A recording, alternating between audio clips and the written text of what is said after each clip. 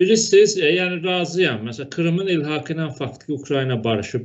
Zelenski də açıq deyək ki, hərbi yolla yarımadanı geri qaytarmaq mümkün olmaz. Şərq bölgələrini böyük ölçüdə geri qaytarmaq mümkün olmayacaq. Amma problem ondadır ki, Ukrayna xalqının, millətinin, dövlətin və prezidentin təminatı yoxdur ki, lap bu gün Rusiya ilə atəşkəs imzalansa, lap kobud şəkildə torpaq tikisi ilə barışsa Ukrayna belə, Rusiya bununla kifayətlənəcək. Rusiya nə vaxt kifayətlənib ki, imperiyası? 2008-də Gürcüstanın torpaqlarını işğal etdi. Kifayətləndimi? 6 il sonra Krımı ilhaq etdi. Kifayətləndimi? 2022-ci il fevralında Ukraynanın şərqinə doğru yürüdü.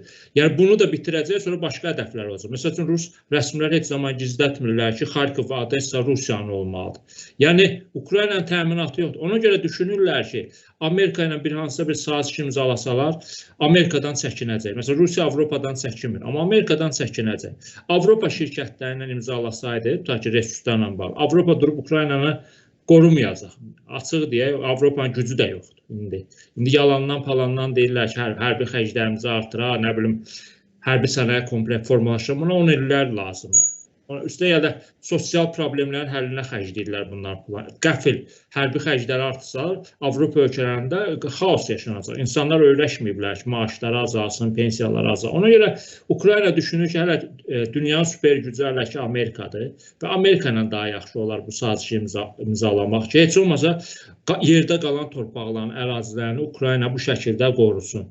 Yoxsa deyirlər, Böyük Britaniya, Fransa hərbçilər göndərəcək Ukrayna. Bu məsələ də havada qalıb. Bunu dedikdən sonra ağır şərtlər də gəlir. Məsələn, Makron nə deyir Fransa? Gərək atəşkəs ola, gərək sülh sazişi imzalar. Atəşkəs, sülh sazişi olsa sizin hərbçilərə nə ehtiyac var ki onda? Elə indi lazımdır əslində. Onu da Cəbhə bölgəsinə göndərməyəcək. Ona görə real olaraq nə qədər Dəlisov prezident olsa da Trump. Real güc yenə də Amerika Birləşmiş Ştatları, hərbi gücü, maliyyə gücü və Trump'ı bu şəkildə maraqlandırmaq olar ki, gəlsin nəsə Ukraynada milyardlar yox, heç olmasa yavaş-yavaş nəsə qazansın ki, o da bunu Amerika cəmiyyətinə öz uğuru kimi qələmə verə bilsin.